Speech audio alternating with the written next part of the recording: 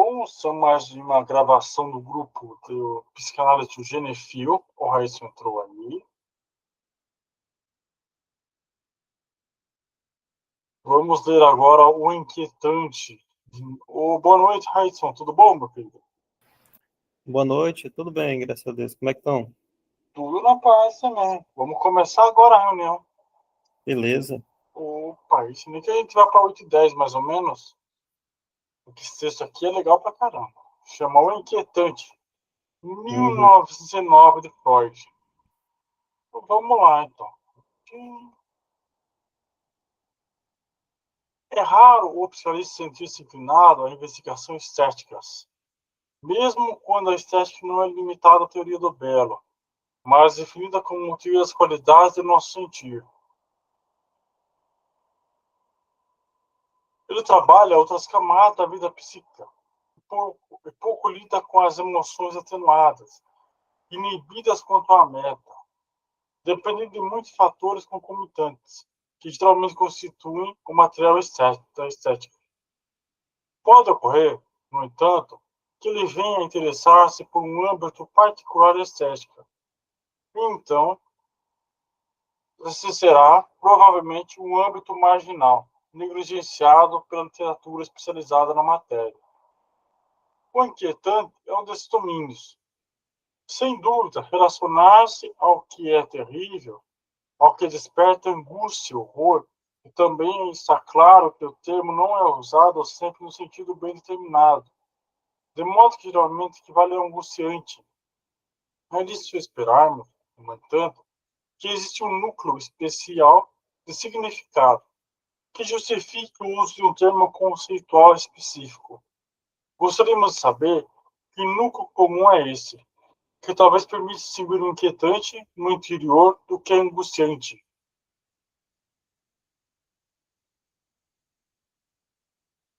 A respeito disso, nada encontramos nos só tratados estéticas que se ocupam das belas, sublimes, atraentes, ou seja, positivas, sensibilidades, de suas condições, dos objetos que as provocam, do que daquelas contrárias, repulsivas, dolorosas.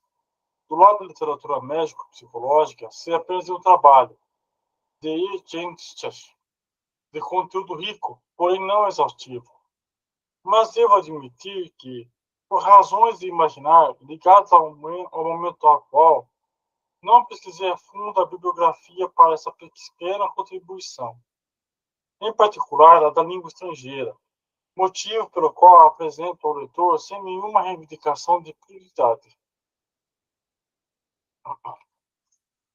Jéssica tem inteira razão ao enfatizar como uma dificuldade no estudo inquietante, que a suscetibilidade para sentimento vai enormemente de pessoa para pessoa. E o autor desse novo ensaio não pode senão lamentar sua particular obtusidade nessa questão, quando uma extrema delicadeza do sentido seria apropriado. Há muito ele não conhece ou experimenta algo que poderia lhe produzir a impressão de inquietante.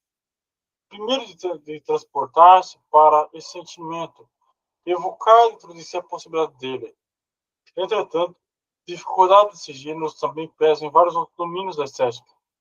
Assim, não precisamos abandonar as esperanças de achar casos em que a característica em questão será reconhecida sem problemas pela maioria das pessoas. Podemos citar dois caminhos agora. Explorar o que significa a evolução da língua, depositou na palavra unhlich,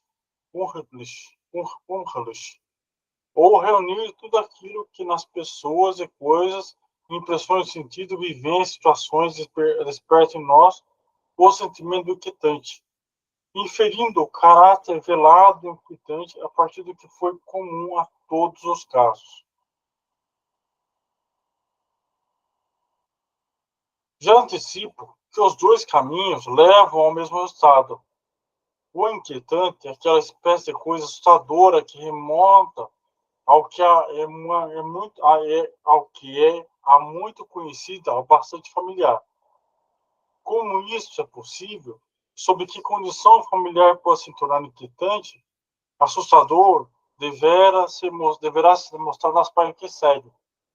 Faço também notar que essa investigação, na realidade, principiou para reunião de casos individuais, e somente depois achou confirmação no uso da linguagem.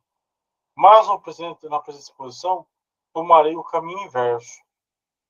Olha que fantástico isso aqui. Olha que legal. Eu vou aqui, só um dia. A palavra alemã Ulrich é evidentemente o oposto de Heinrich, Heimisch, Wörterheld, doméstico, autóctone, familiar, sendo natural concluir que algo é assustador justamente por não ser conhecido e familiar. Claro que não é assustador tudo que é novo e não familiar. A relação não é reversível. Pode-se apenas dizer que algo novo torna-se facilmente assustador e inquietante. Algumas coisas novas são assustadoras, certamente não todas.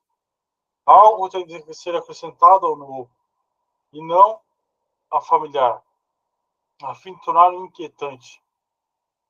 Tudo somado, Geste limitou-se a esse vínculo do inquietante com o novo, o não familiar. Para ele, a condição essencial para que surja o sentimento do inquietante é a incerteza intelectual. O inquietante sempre seria algo em que nós achamos desarvorados, por assim dizer. Quanto melhor a pessoa se orienta em seu ambiente, mais dificilmente terá a impressão de algo inquietante nas coisas e eventos. Notamos facilmente que essa caracterização não é incompleta, e procuramos ir além da equação inquietante, não familiar. Primeiro nos voltamos para outras línguas, mas o dicionário que consultamos não diz de novo. Talvez simplesmente porque nós mesmos somos de língua estrangeira. De fato, adquirimos a impressão de que muitas línguas não têm uma palavra para essa particular nuance do que é assustador. Latim, segundo K. George Klein, Deutschland, About 1899, local, Hurrisch, locus suspectus, em hora da noite, Lurches, Interpestia Nocte. E aqui tem um monte de... estão em outros idiomas, eu não vou saber ler, né? O italiano e o português parecem contestar-se com o termo que designaríamos como parafrases. Em árabe e em hebraico, Hurrisch equivale a demoníaco, horripilante. Retornamos então à língua alemã. No dicionário da língua alemã, de Daniel Sander, em 1860, encontramos o seguinte dado sobre a palavra Unheimlich, que aqui produzirei na íntegra e nos quais sublinharei uma a outra passagem. Heimlich é adjetivo de Heimlichkeit, também Heimlich, Heimlich pertence à casa, não estranho, familiar, caro, íntimo, aconchegante, etc. Artigo, né? Antítese, né? Pertencente à casa, à família, antagonista, não sei. Tido como pertencente, latim. Depois tem várias aqui definições. Verhallichen, de animais domesticados que se aproximam confiantemente às pessoas. Antônimo de selvagem, por exemplo, animais que não são selvagens, nem Heilig. E por aí vai, pessoal. Aqui ele está só dando uma definição, né, da palavra em alemão, né, seus significados. A cegonha, dentro da forma, um belo, pássaro, furos. Dito que aqui foi difícil encontrar um lugarzinho tão íntimo em H. Eu vou pular essa parte, pessoal, porque é só uma definição de um dicionário, né? Como vocês estão vendo, não tem muito o que fazer. Uma definição em alemão, né? Heimlich, acabando aqui. Então, são várias palavras aqui que estão em... Aqui tem uma segunda definição: oculto, mantido, às escondidas, de modo que outros nada saibam. Né? Uma segunda definição aqui: apenas o novo alto alemão.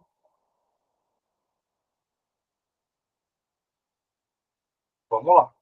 A longa citação mais interessante para nós é que a palavra Heilig ostenta, entre suas várias nuances de significado, Também o Manapol, conhecido com seu oposto, um Hallett. O que é Hallett vem de um Hallett, o exemplo de Gustav. Nós chamamos a este Hallett, vocês, um Hallett.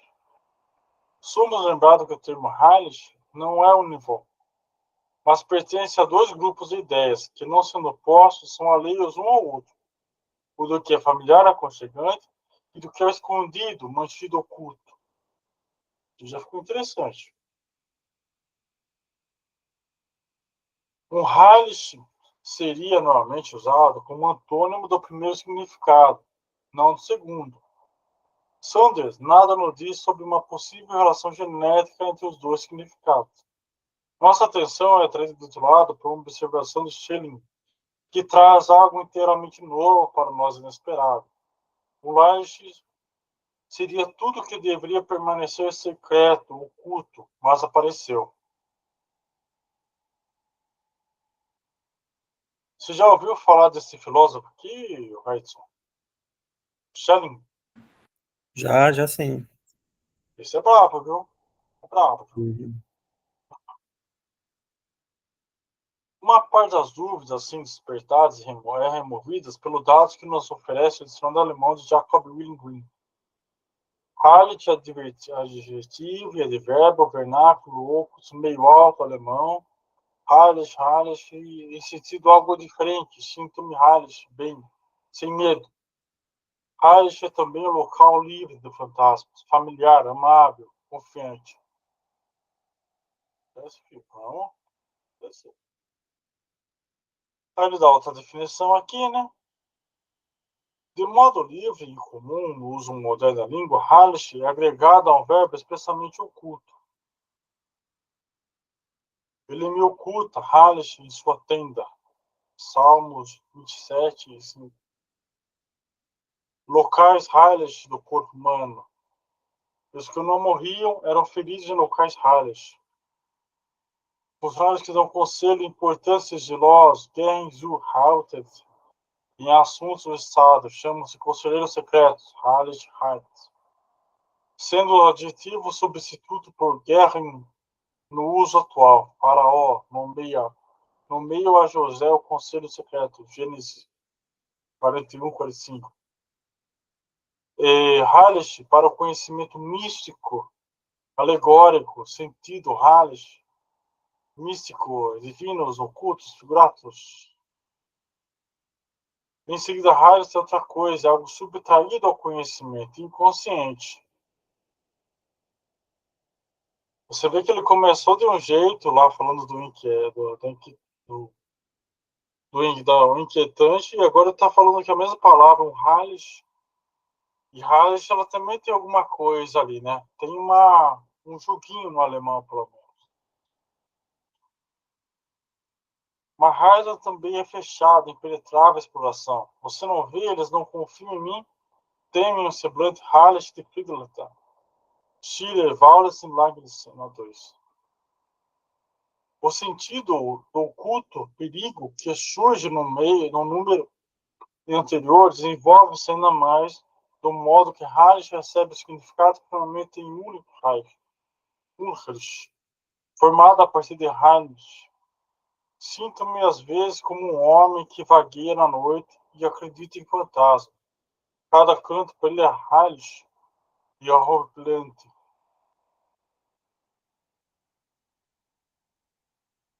Portanto, Hallett é uma palavra que desenvolve o significado na direção da ambiguidade, até afinal coincidir com seu oposto. Um Hallett é, de algum modo, uma espécie de Hallett. Mantenhamos esse resultado ainda não muito bem esclarecido, juntamente com a definição de um Hallett feita por Schelling. O exame individual dos casos de um Hallett tornará-se compreensível essas alusões. Tudo tranquilo aí, pessoal? Sossegadinho aí? Sim. Tá tranquilo. Se agora passamos a examinar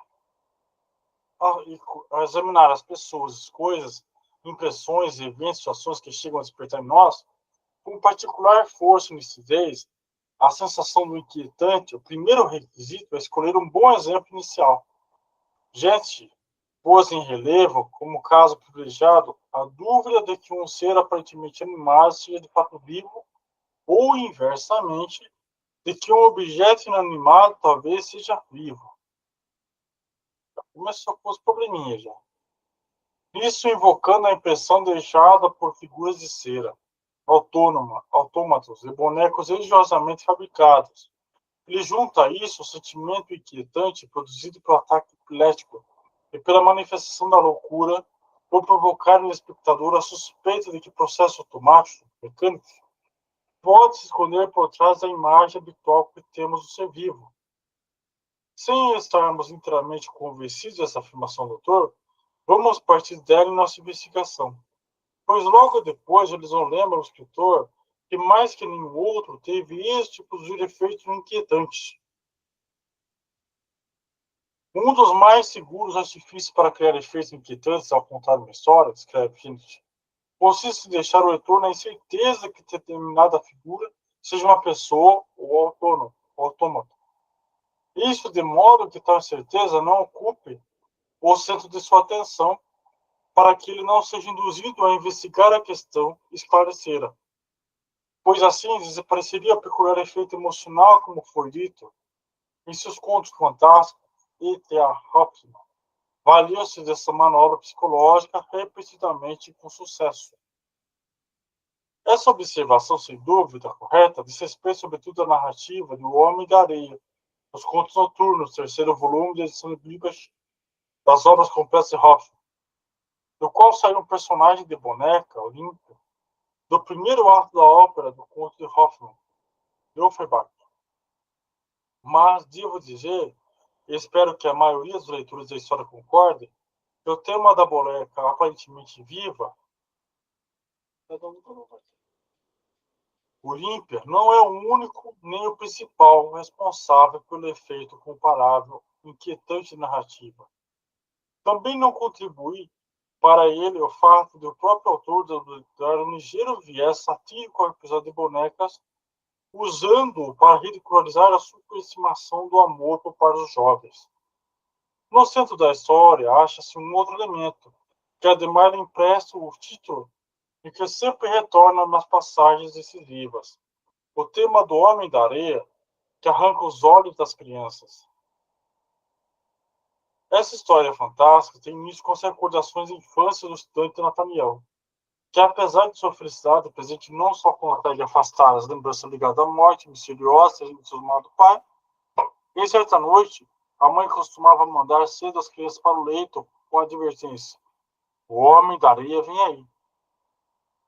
E, realmente, a cada vez o garoto ouvia passos pesados de uma visita que ocupava seu pai naquela noite. Quando perguntado sobre o Homem da Areia, a mãe negou depois a sua existência, mas uma babalha de informações mais concretas.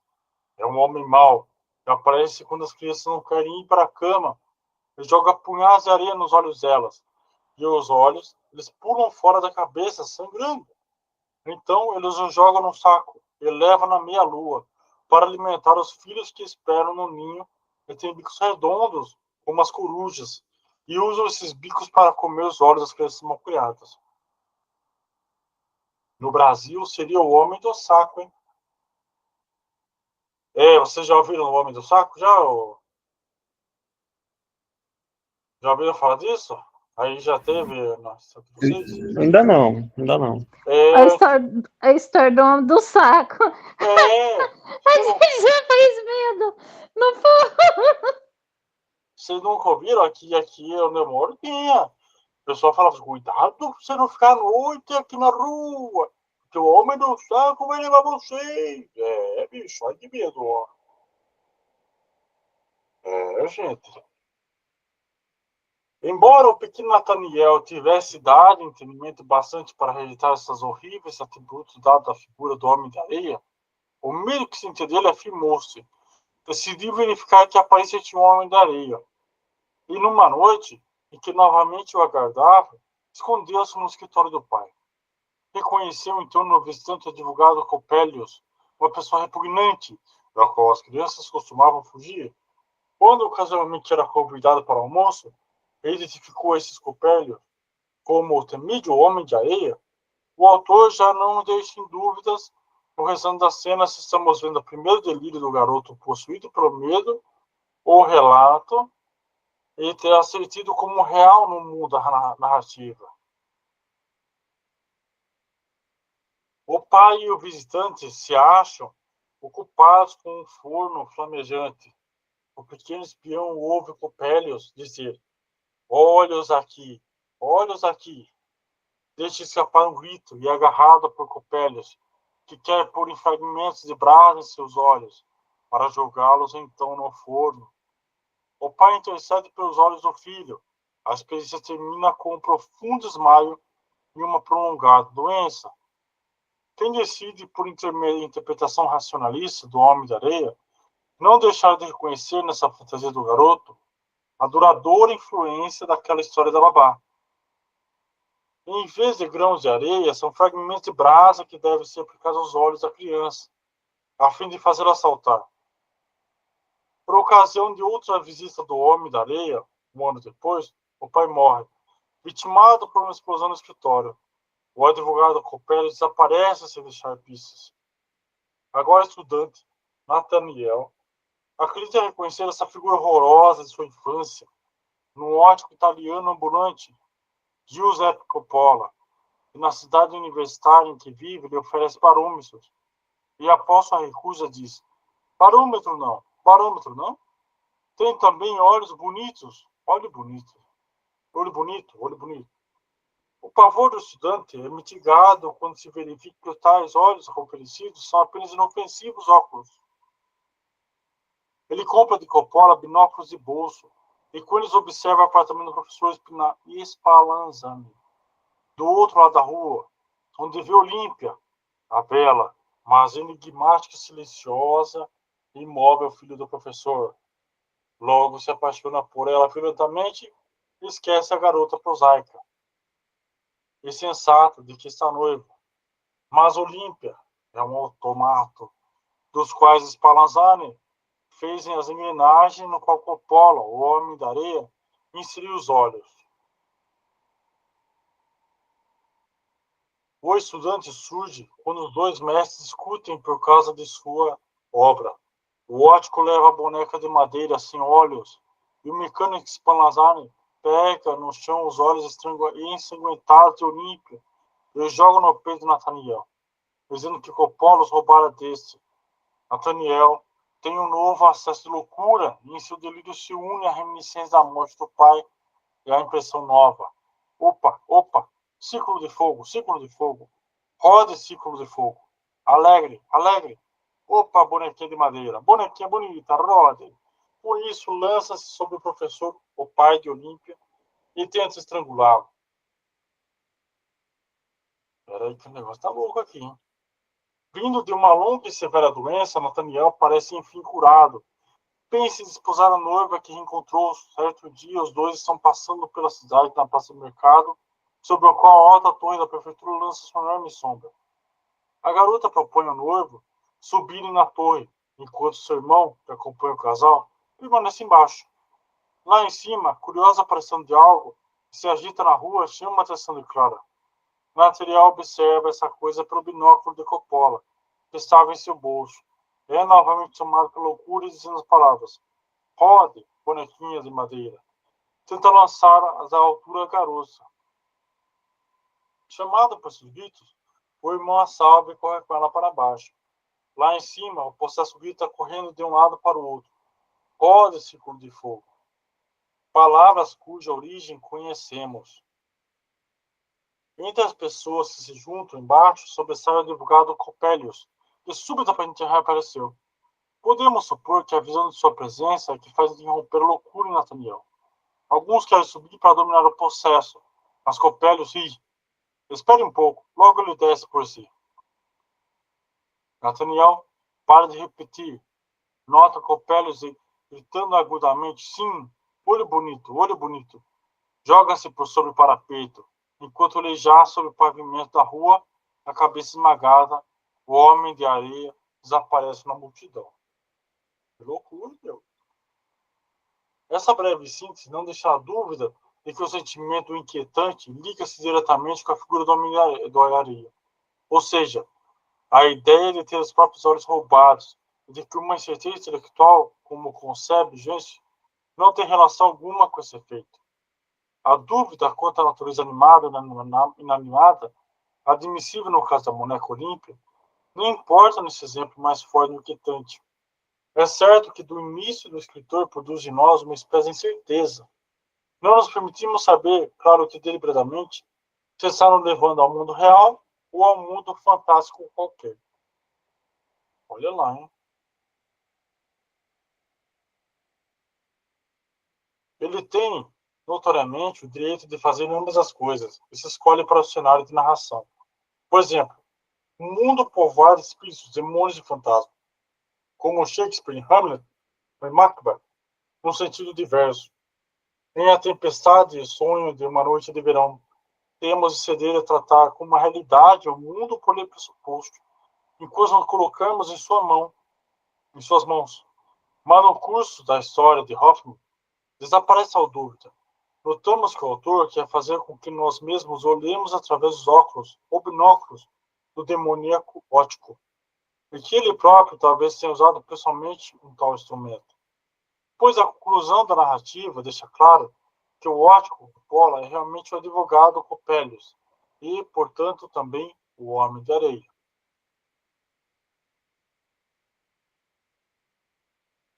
Aqui já não entra em consideração uma incerteza intelectual.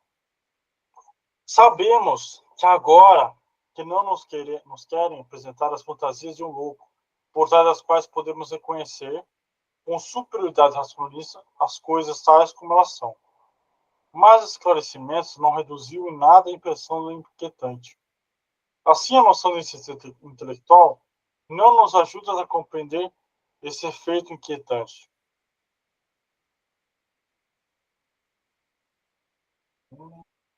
Hum. A experiência psicanalítica nos diz, por outro lado, que o medo de ferir ou perder os olhos é uma terrível angústia infantil. Muitos adultos a conservam, e mais que qualquer outra lesão física, temem a lesão ocular. Não há o costume de dizer que uma pessoa cuida de algo com a menina dos seus olhos? O estudo dos sonhos, das fantasias, dos mitos nos ensinou que o medo em relação aos olhos, o medo de ficar cego, é frequentemente um substituto para o medo de castração. O ato de cegar a si mesmo, do mítico criminoso Édipo, é apenas uma forma atenuante do castigo de castração, o único que se lhe é apropriado conforme a lei do talião. Pode-se procurar rejeitar, pensando de maneira racionalista, a derivação do medo relacionado aos olhos, aos olhos do medo da castração. Acha-se compreensível que um órgão precioso como os olhos seja guardado por um medo correspondentemente enorme, que por trás do medo da castração não haja segredo profundo nem significado diverso. Mas assim, não se leva em conta a relação substitutiva entre olhos e membro viril, manifestado em sonhos, fantasias e mitos. Não se pode contrariar a impressão de que um sentimento bastante forte e obscuro exige precisamente contra a ameaça de perder o membro sexual, e de que apenas esse sentimento confere ressonância à ideia da perda de outros órgãos. Qualquer outra dúvida desaparece quando nos inteiramos nas análises dos pacientes neuróticos, dos detalhes do complexo de castração, e conhecemos o enorme papel que ele tem em suas vidas psíquicas.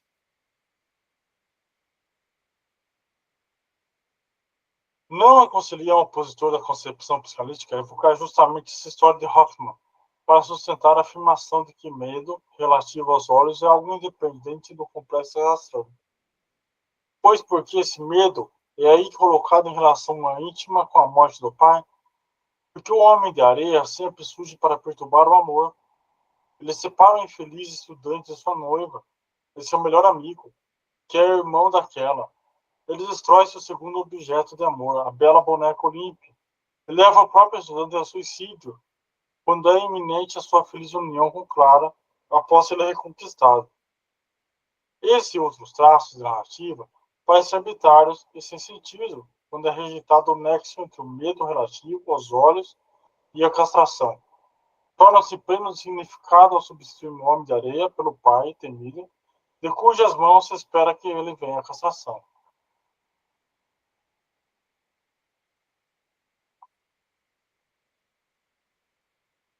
Então, ousaremos referir ao elemento inquietante do homem de areia a angústia do complexo infantil da castração. Mas, surgindo a ideia de recorrer a semelhante face infantis para explicar a gênese do sentimento inquietante, somos impelidos a considerar a mesma derivação para outros exemplos do inquietante. No Homem de Areia, também se acha o tema da boneca aparentemente viva, enfatizado por Geste. Segundo esse autor, uma condição particularmente favorável para a geração de sentimentos inquietantes ocorre quando é despertada uma incerteza intelectual de que algo seja vivo ou inanimado, e quando vai muito longe e a aparência do inanimado com o vivo. Naturalmente, no caso das bonecas, não estamos longe do mundo infantil. Lembramos-nos de que na idade que começa a brincar a criança, não distingue claramente entre objeto vivo e inanimado. Ele gosta de tratar de sua boneca como um ser vivo. E aí, vocês já perceberam isso aqui? Já descansadas? Me digam alguma aí. Já viram isso que eu estou fazendo?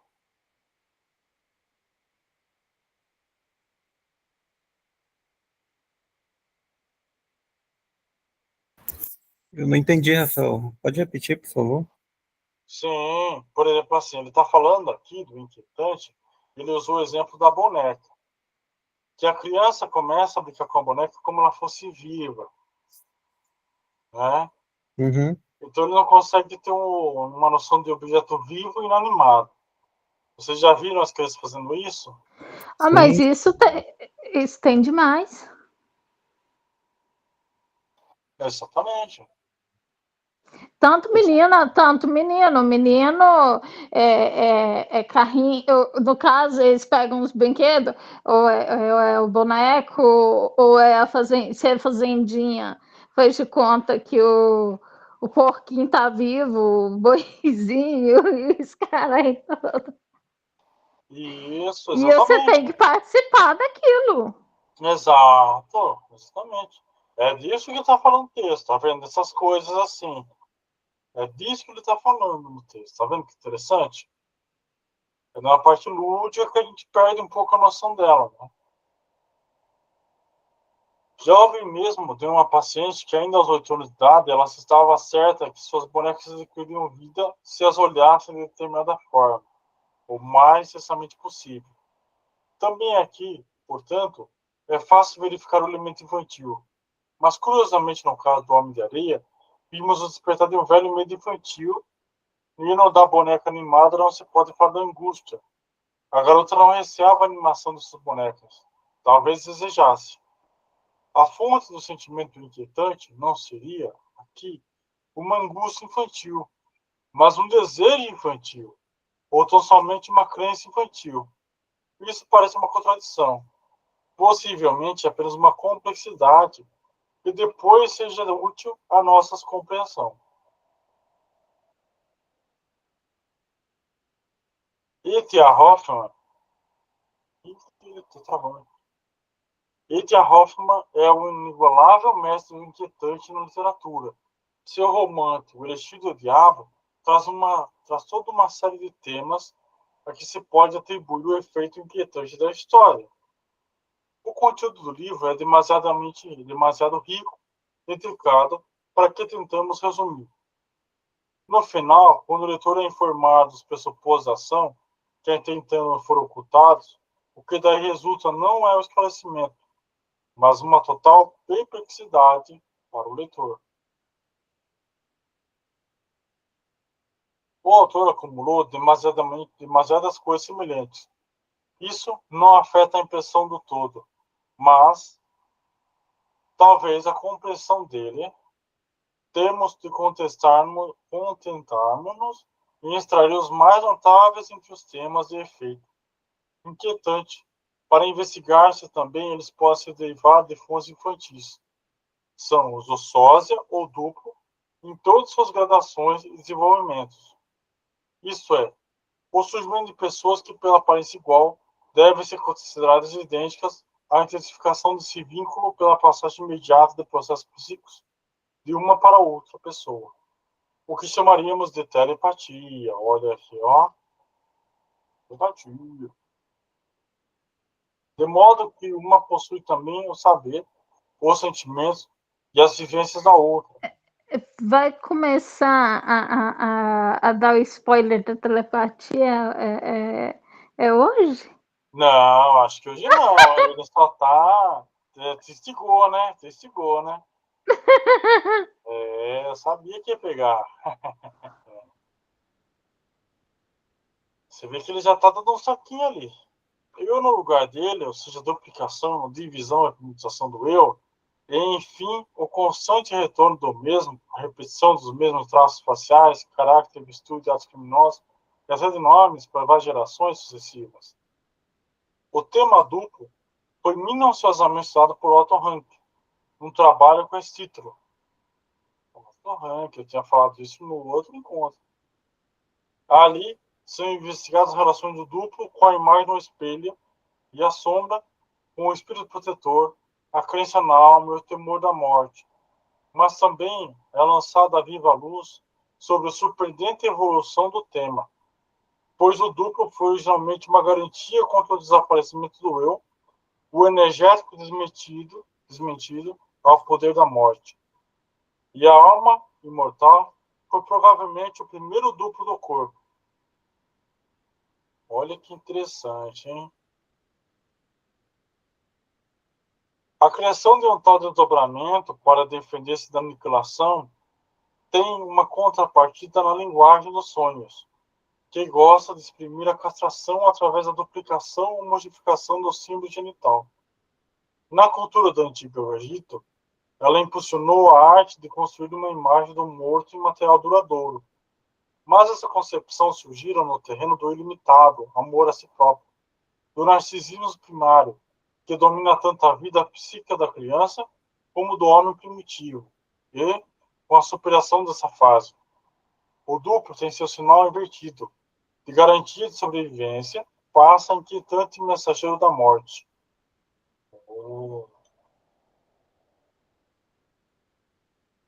A ideia do duplo não desaparece necessariamente com esse narcisismo inicial, pois pode adquirir novo teor dos estágios de desenvolvimento posteriores da libido.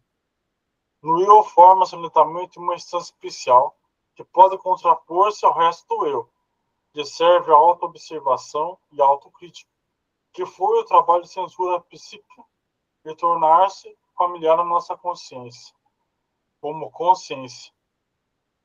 No caso patológico do delírio de estar sendo observado, ela torna-se isolada, desassociada do eu, discernível para o médico.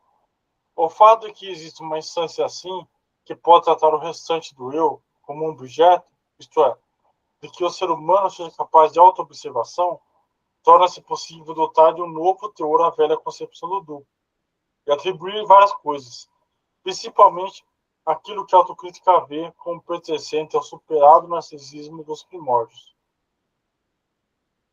Começou a ficar mais interessante o texto ainda.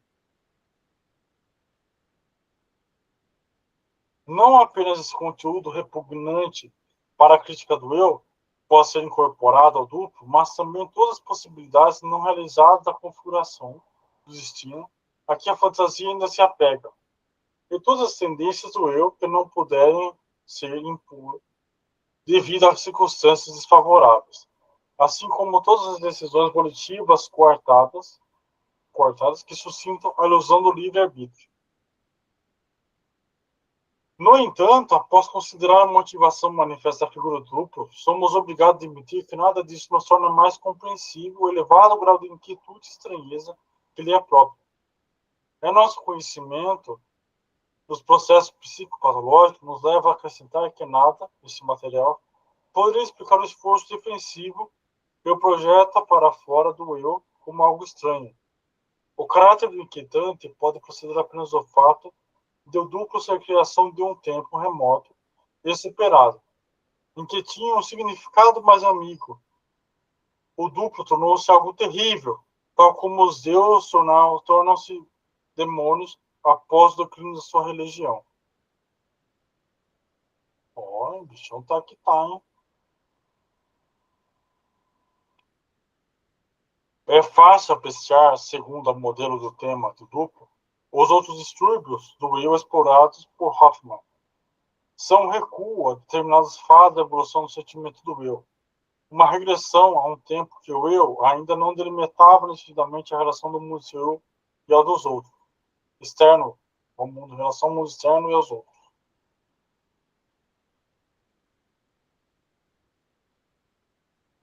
Creio que esse tema concorre para a impressão do inquietante, embora seja difícil isolar a parte que tem nessa impressão. O fator de repetição do mesmo pode não ser admitido por todos como uma fonte de sentimento inquietante. Segundo observei, é indubitável que, em determinadas condições, juntamente com essas circunstâncias, ele provoca um tal sentimento que também recorda o desamparo de algum estado onírico. Em certa ocasião, ao andar pelas ruas conhecidas em Ermas, de uma pequena cidade italiana, cheguei a um lugar que não me deixou em dúvidas quanto ao seu caráter. Havia apenas mulheres maquiadas nas janelas das pequenas casas, e apressei-se me virar no cruzamento seguinte para abandonar aquela rua. Mas depois de vagar essa orientação por algum tempo, encontrei-me novamente ali, onde começava a chamar a atenção. E meu apressado afastamento só teve o resultado de que, por um novo rodeio, caí pela terceira vez no mesmo local. Então fui tomado por um sentimento que posso qualificar apenas de inquietante, e fiquei contente quando, tendo renunciado à exploração, vi-me novamente na piazza de que havia partido antes. Outras situações que têm em comum com esse outro retorno, com esse retorno não intencionado, e dela diferem radicalmente em outros pontos, também resultam na mesma sensação do desamparo inquietude. Por exemplo, se nos perdemos numa floresta, talvez surpreendidos pela névoa, e, apesar de todos os esforços em achar um caminho conhecido ou demarcado, sempre retomamos ao mesmo local, caracterizado por certa formação. Ou quando, ao andar num aposento escuro e desconhecido, a procura de saída ou do interruptor de luz, batemos-nos pela enésima vez contra um móvel, algo que Martal, porém, exagerando grotescamente, transformou numa situação de irresistível comicidade. Também, com outra série de experiências, notamos, sem dificuldade, que apenas um fator de repetição não deliberado torna inquietante o que ordinariamente é inofensivo. Impõe-se uma ideia de que algo fatal, inelutável, quando normalmente falaríamos apenas de acaso. De modo que não faz diferença, deixando o casaco no guarda-roupa do teatro, por exemplo, recebemos um cartão com determinado número, 62, digamos. Ou se embarcamos num navio, vemos que a nossa cabine tem esse número, mas a impressão muda se os dois eventos, irrelevantes em si, sucedem um após o outro, e deparamos com o número 62 várias vezes no mesmo dia. Se observamos que tudo que é numerado, endereços, quarto do hotel, vagão de trem, etc., apresenta de novo esse algarismo, ou pelo menos uma numeração que o contém, achamos isso inquietante. E quem não foi impermeável às tentações da superstição, se inclinará a atribuir um significado secreto a esse obstinado retorno de um número. A ver nisso, por exemplo, uma indicação dos anos de vida que lhe cabem. Ou, se alguém está ocupado com o grande fisiologista H. Hering, recebe a carta de duas pessoas com esse nome no espaço de poucos dias, quando até então jamais lidou com gente que tivesse seu nome. Um engenhoso cientista procurou recentemente subordinar os eventos desse tipo a certas leis, o que anularia a impressão do inquietante. Não ouso decidir se foi bem sucedido. Como o efeito inquietante do retorno do mesmo pode remontar à vida psíquica infantil, é algo que posso apenas mencionar aqui. Indicado para isso uma exposição tutelada de aponta, realizada em outro contexto. Pois no inconsciente psíquico nota-se a primazia de uma compulsão de repetição vinda dos impulsos instintuais, provavelmente ligada à íntima natureza dos instintos mesmos, e forte o suficiente para sobrepor-se ao princípio do prazer, que confere a determinados aspectos da psique um caráter demoníaco. Manifesta-se claramente ainda nas tendências do bebê e domina parte dos transcursos da psicanálise dos neuróticos. As considerações anteriores não levam a crer que será percebido como inquietante aquilo que pode lembrar essa compulsão de repetição interior.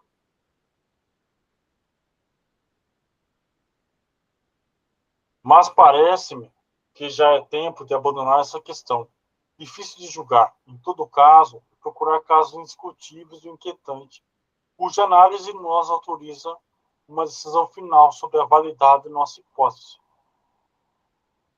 No anel de Policrates, o anfitrião se afasta com horror de seus hóspedes, porque observa que todo desejo do amigo é logo satisfeito.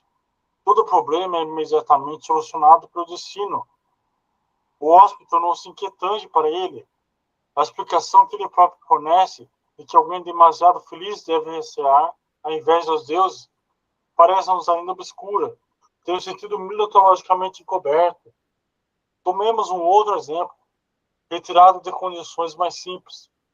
Na história clínica de um neurótico obsessivo, contei que o doente havia feito um tratamento hidroterápico, o qual melhorou bastante.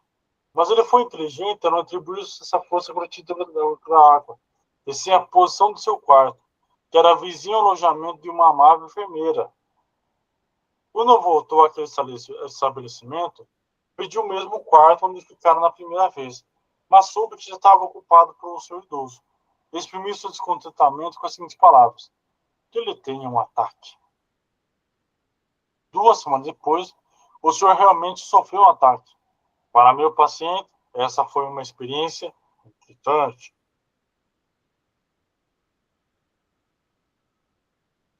A impressão do inquietante seria ainda mais forte se o tempo decorrido entre aquela manifestação e o incidente fosse menor, ou se o paciente pudesse relatar numerosas experiências iguais. Na verdade, não lhe foi difícil encontrar confirmação desse tipo. Todos os neuróticos obsessivos que estudei podiam relatar coisas análogas de si mesmo. Não se espantavam em sempre deparar com uma pessoa na qual, talvez após um longo intervalo, tinham acabado de pensar. Costumavam receber pela manhã carta de um determinado amigo, quando na noite anterior havia dito que dele não recebia notícia há bastante tempo.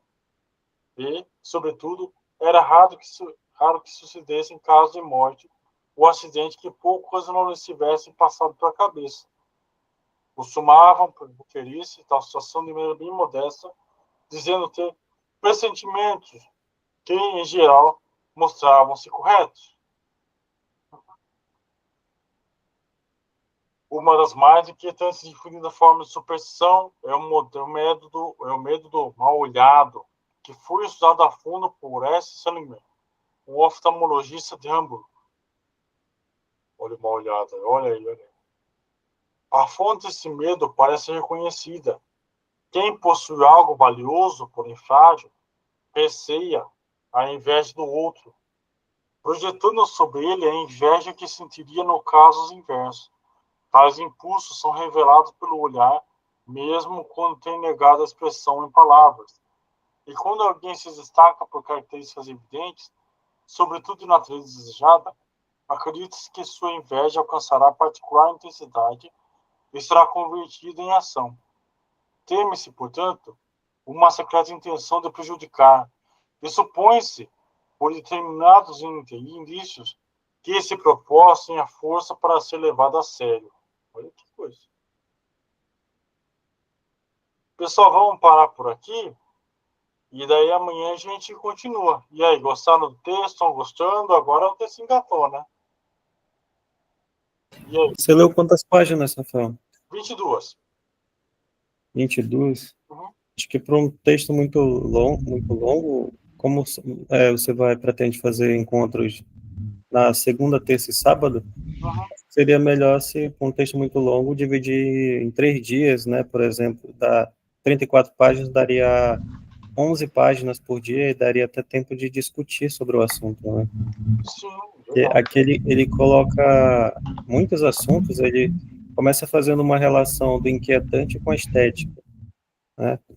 Aí ele fala do inquietante com aquilo que é novo, ou seja, aquilo que não é familiar. Aí ele começou a colocar uma sequência de significados de palavras em inglês, grego e alemão, né? Aí fazendo ali a relação do inquietante com a linguagem, né, com Heilig, ou sei lá, o oculto, aquilo que é oculto, né? Aí ele já começou a acrescentar uma narrativa ali do o homem de areia, né? E fez uma equivalência com a questão da castração do Édipo Rei ali. Então, são muitos assuntos interessantes que daria para discutir, né? E aproveitar melhor o texto. Eu penso dessa forma, não sei como é que vocês pensam. Concordo com você. Na verdade, foi meio que um erro eu ter colocado esse texto agora, né?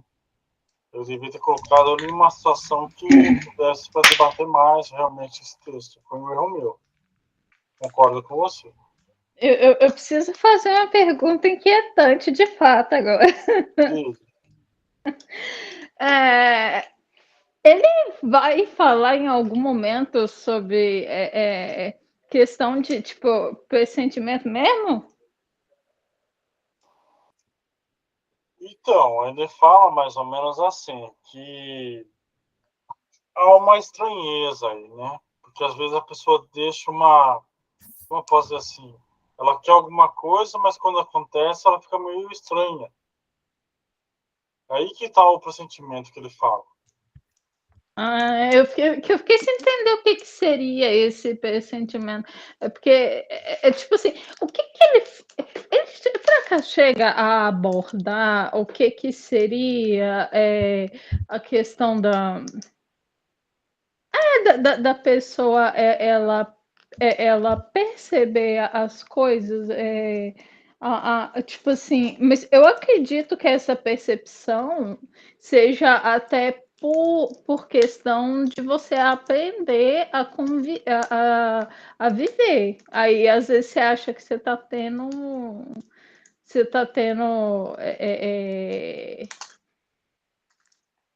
como é que eu vou te explicar? Você está captando as coisas a mais, mas é porque você aprendeu a ter mais vivência. E às vezes a pessoa não está entendendo isso. Ele sabe, ele chega a falar sobre isso? Eu não sei se nesse texto ele vai falar, mas eu não, talvez naquele texto de telepatia ele fale alguma coisa nesse sentido. Mas Pode falar, eu pode falar. empolguei aqui. Não, para falar, é porque eu me embananei para falar, até esqueci. É porque é assim, né? Por exemplo, quando ele fala aqui do mal olhado, né? Ele falou essa questão, por exemplo, só uma questão bem boa. Praticamente também é uma forma, muitas vezes, de pressentimento. Você vê que ele fala aqui de que por alguma pessoa ela sente uma certa inveja do outro e projeta sobre essa inveja, no caso de...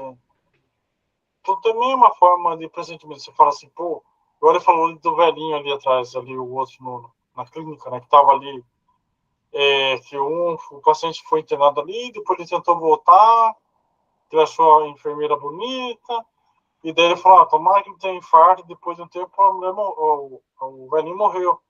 Ele fica com aquilo na cabeça. Então, há ali uma série de vamos botar entre aspas, um pressentimento.